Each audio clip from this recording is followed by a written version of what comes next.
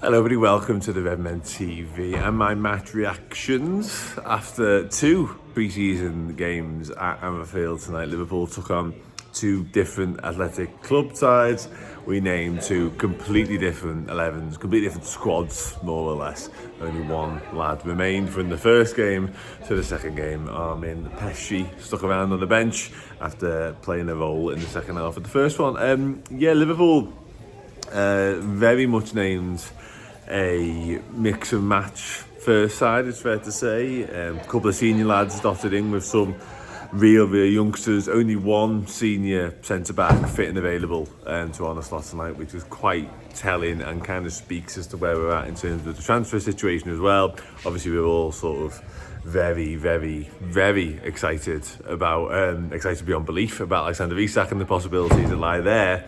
But I don't think we can take our eye off the ball when it comes to centre-half. And tonight's first 11 was evidence of that. Obviously, Andy Robertson captaining the side alongside Trey Naoni, neither of whom are recognised centre-back. So, yeah, but the first game, the show was stolen by Salah and Gakpo, lit up the first half in particular, much in the same way he's done the entirety of pre-season thus far. Goal and assist, and a lovely goal as well at that. Takes it beautifully. So really, really impressive once again. And I've been cautious when it comes to overhyping and getting carried away when it comes to Rio, but again, I must admit, with every single bit of evidence that we see of him playing football, it's hard not to get a little bit carried away and start to think that he's ready at least to be the understudy to Cody Gakpo. And I think tonight and this evening's work was yet more of a body of work to suggest that maybe he is. It's a lot of minutes to replace when it comes to Diaz, and a lot of minutes to sort of immediately put on Moa's toes.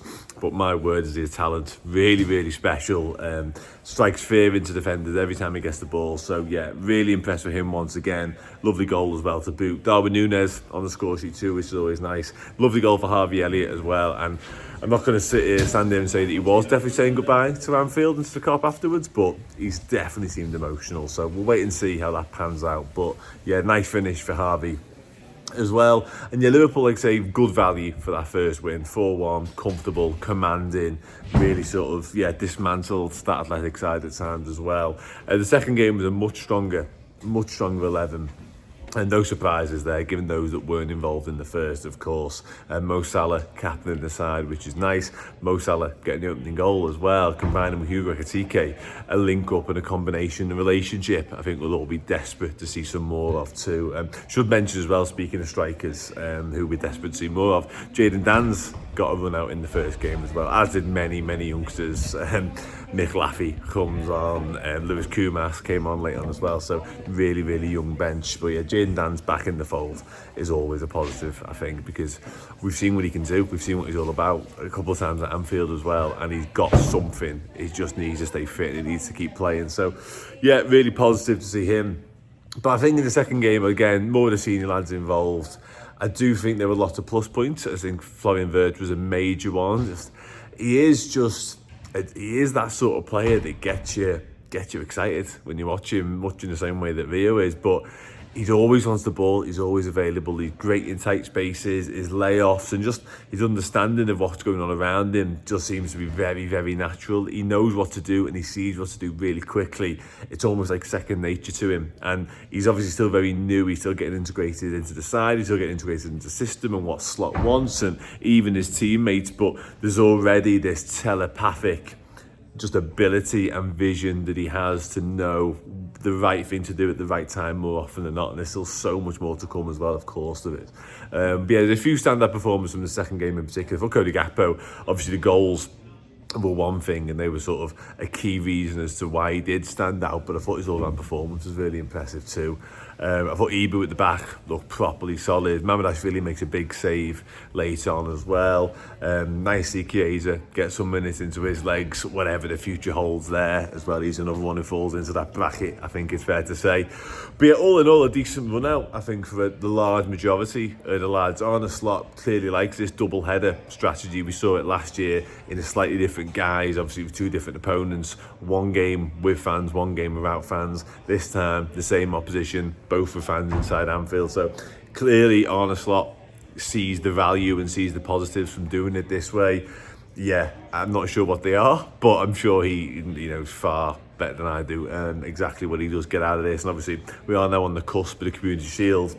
Shame to see no Conor Bradley tonight. He's out with an injury. We believe it's going to be quite tight for him in terms of getting back fit and available for the weekend. Van Dijk just missing through illness. Hopefully he's available because, as I mentioned right at the top, we are short on centre-backs. Wataru Endo does a job in there for the second game alongside Ibu.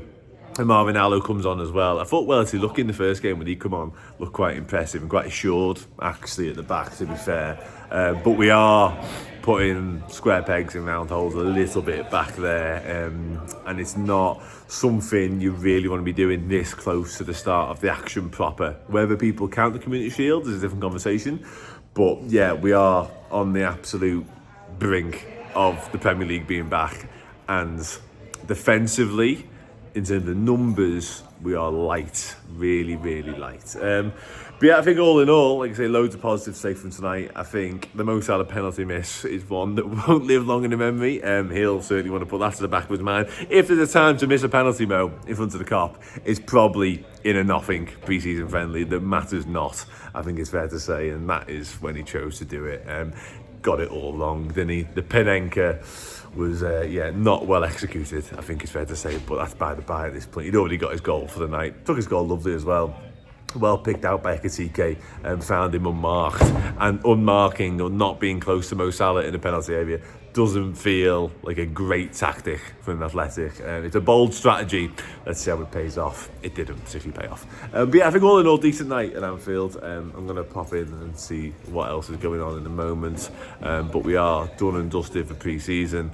Liverpool win 4-1, followed by Liverpool winning 3-2. Goals for lots of different people, including me and Gamola. 2 for Cody Gakpo in the second game. Mo Salah with a goal as well. So yeah, positives. Lots and lots of positives. Ryan Gamola. Remember the name. We're going to be talking about that kid for a while, I think. Sound, I'll wrap up because I've got to go through there. Just quickly show you around, actually, very briefly. I think, you can just about see the press conference room just through there. I'm literally in the bowels of Anfield and the press area. And I've just popped down a couple of minutes before full time just to get this video box before I got to go and do what I've got to go and do. I don't think I've missed anything particularly pressing from that. I think I've covered most of the key talking points. I enjoyed watching Hugo. Very much enjoyed watching Florian. I've also Bosley put a proper shift in as well in that second game. He looked really up for it, to be fair. Frimpong, I thought, had moments, bright moments. Well, Ben Doak in the first match is worthy of mention as well. He actually gets a goal after nearly scoring an absolute wonder goal from 40 yards. But Doak's one of them players, long-time listeners and viewers will know how much I think of Ben Doak. I think he's a real talent. And he's got the X factor, he's got that thing you just can't teach nor buy, just raw pace. And I do think there's something there. What happens with him remains to be seen. His future very much up in the air, but it wouldn't shock me, nor would it disappoint me if he stuck around as the backup to Salah. In a way, you've still got other options you can play out there, of course, you have, including Frimpong. But if we had a Doak and Gamoa understudy layer beneath the senior lads, I'm not completely against that, especially if the centre forward department looks like Hugo Ekitike and Alexander Isak. Yeah, I'd have took that. I'd have bit your hand off of that at the start of the summer. That, again, is a summer beyond our wildest dreams. So, yeah, it's waiting to see what happens. I am going to disappear now. Thanks for watching. As ever, do stay across the rest of the channel. We've got a busy old week ahead. See you soon.